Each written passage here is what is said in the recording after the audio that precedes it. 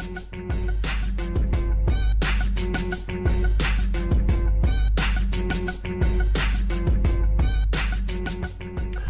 up, y'all? It's your boy Vinnie-Dangerous, and I'm back with another installment of the Dangerous Minds. I've been gone for a couple weeks, been going through a lot of different changes. You see that the photo is not behind me.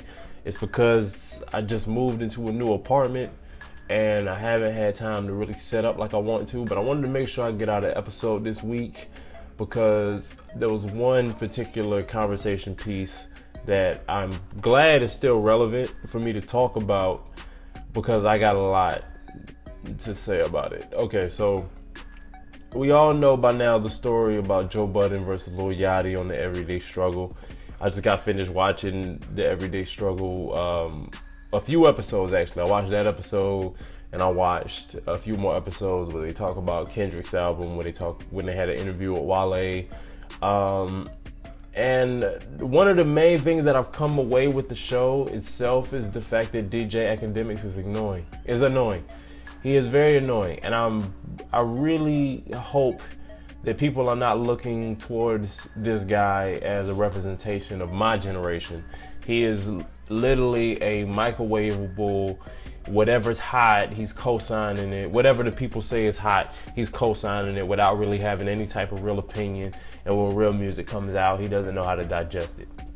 Just from the few episodes that I've seen of this guy, plus, seeing him on social media, that's what I've kind of come up with the conclusion about this guy. So his opinion on music, his opinion on what's hot, his opinion on who he decides to side with and who he decides to detract from, I do not hold any type of value to whatsoever. So him aside with this whole conversation with Lil Yachty, he will become a non-factor. He may have to be a subject to one of my beef with videos, which I think I'm gonna be working on in the future to go along with this show. So with that being said, he is a non-factor in all of this. So the conversation between Lil Yachty and Joe Budden, for a while I didn't know how to take it. I had to watch it a few times. I had to talk it over with people like my dad and my brothers and just people who I know I trust their opinion on it. And I've seen both sides. I've seen, how people are like, Joe hating on Lil Yachty for just being happy, for, him being kind of out of touch with this new generation of kids and everything like that. And then there's the other side, it's like Joe Budden needed to correct him because of how he's been coming off when it comes to hip hop. Lil Yachty, not only am I not a fan of him, I'm also not a fan of a lot of the things that he has been very vocal about. I don't think he ever should have been asked about Biggie and Tupac, but his response lit a fire under people that are fans of not only those guys, but of fans of guys that are, or fans of a generation these guys come from and that these guys represent. So people that are still living and that represent that same timeline, and then people that are fans of that time and that era in hip hop were going to be offended. And no matter what you came with, Joe Budden talked about it in the video, no matter what you come with after, no matter, how you try to, fix that, use your media training to fix that and try to paint it in a positive light and all that other stuff. No matter what you try to do to come back, you said it. It's already been said, especially in this internet age. There's no way to really sweep that under the rug. It's going to be replayed. It's going to be reposted, retweeted, reblogged. It's going to be in circulation for as long as your name is relevant. And after your name is not relevant anymore, that's going to be one of the few things that they do remember about you. They're going to remember that this is the guy that said that Biggie was overrated, or that people were just so, had all this shit to say. You had all this shit to say, and now you're sitting across the table with Joe Budden. And the way that the conversation was going, you could just tell Lil Yachty came up and he had all this confidence. He had all this stuff. There's a little comment about the Met Gala thing about how you got to be somebody to be invited. I just felt like that was like a slight jab that might have set Joe off. Dead End Hip Hop talked about that, and they thought about maybe that was one of the reasons why Joe got so passionate about his conversation with Lil Yachty. It kind of already was there, but that was just like, you know, the thing that kind of just sent him over the edge, and it was gonna get ugly from there. Now, in Lil Yachty's defense, I do feel like Joe had the right attitude with the wrong approach. And when I say that, I say that a lot of what should have been addressed was not addressed. A lot of the things that should have been, you know, the things that he should have been calling Lil Yachty out for, and the things that he should have, like, tried to even educate him, was lost in a lot of the pettiness. You can't be happy all the time. You know, that's the part that everybody decided to run with, which I think is stupid.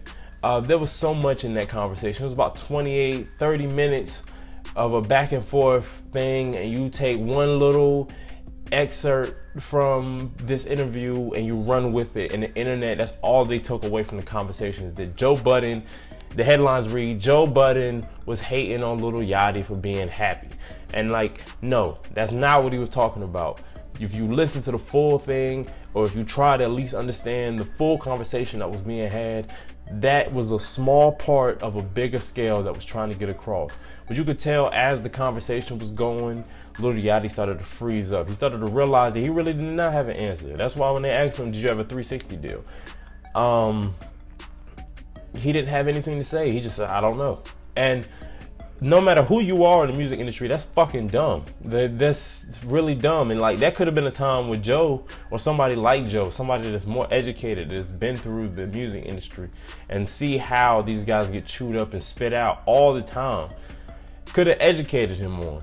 But he has been so quick to detest the older generation, or has, you know, shunned the older generation and has talked shit about them, that none of that conversation could be had. I mean, there's a lot of people that are going to look at him and they're going to be like, he's not hip hop, and call it a day. Joe did come out of the side of his neck and talked about him crazy. So maybe him having a little bit of hostility going into it was justified and understandable.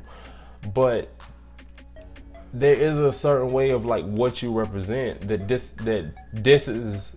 is disrespectful to other people that really do this shit for real. The fact that you said that hip hop is a stepping stone was disrespectful for somebody that is very passionate and that owes their life and feel like that hip hop saved their lives, and that they understand the history and they grew up with this, and this is who they identify as, and this is the culture that defines them as a person, and you're using it as a way, as a stepping stone, and you don't think that's disrespectful. Of course people are going to be emotional. Of course people are going to be very hostile towards you, and you got to understand that this is the music industry that you decided to be a part of. You didn't understand the job before you put in your application, and now you're on the job, and when people start to question your credentials, you are looking like a deer in the headlights. And that's why guys like Joe and guys like me and guys like Pete Rock and guys like even, you know, the people that came up and on the same cover, the XXL cover that you graced last year, a guy like Anderson .Paak came out and told you that you need to fall back and respect the culture. Somebody that is not just a person, because I am maybe 2 or 3 years older than this guy, and I do not respect him and I do not identify with him. He is not a representation of the generation that I represent, because there is this little thing about, you know, older guys dissing millennials, and you're one of the poster child that they point to. Charlamagne asked you, how do you feel about being the poster child when they think about whack hip hop? That is you. That is Lil Uzi Vert, and that is 21 Savage. But the thing about Lil Yachty that is the most disrespectful is the fact that he has openly shunned. I mean, Lil Uzi Vert said his piece and he kind of left, and when what Lil Yachty has come out and done has made him more relevant than everyone else. I mean, I think out of everybody else, I think he's the most relevant of all of them. So on that sense, in a financial and your business and your brand and everything, it works for you, and I applaud you for that. But when it comes to your musical relevancy and how you fit in this room of hip-hop heads is not the fact that you're different. It's not the fact that you're an outcast. It's not the fact that you don't fit in. It's the fact that you come out of the fucking side of your neck and people feel some type of way about it. And that's why we don't like you. And that's why that I could even hear the parts of your music that is redeemable versus everyone else that I just mentioned that is put on the same level as you.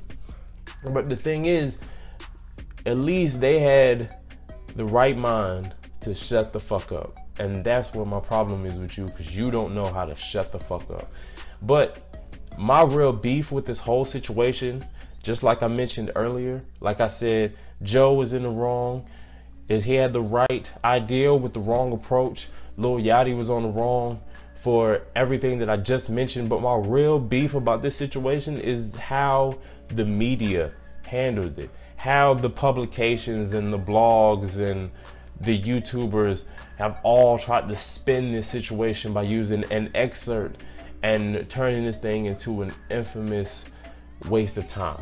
Because this conversation and the goal that it was trying to, I guess, reach was completely lost because you took one little snippet of it and you used it as a way to devalue Joe Budden and devalue the older generation and devalue people that think like him because of that one little part.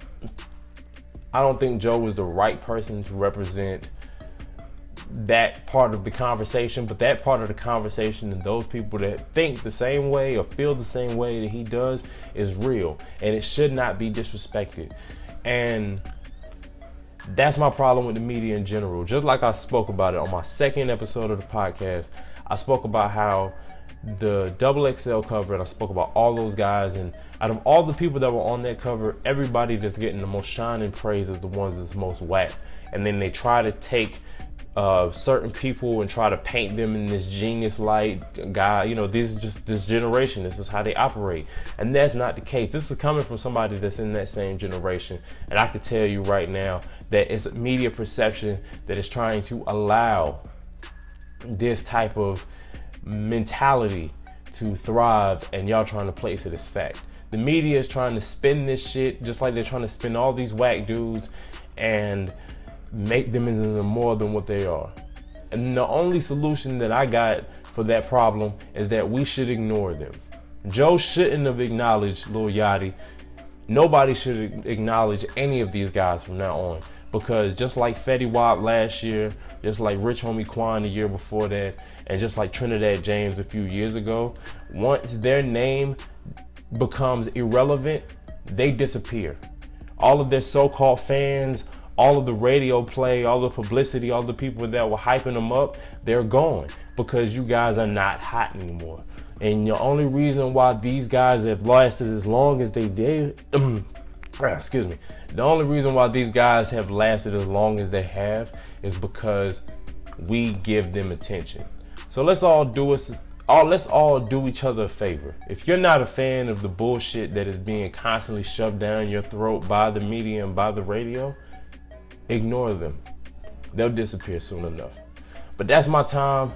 It's been your boy Vinnie-Dangerous. Another episode of The Dangerous Minds.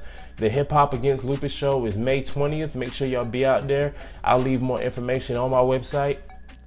Please like, share, subscribe to the channel, and I'll see y'all again next week. Peace. Much love. Now I need you to do one thing for me. Just one thing. I need you to understand that you'll never understand. Huh.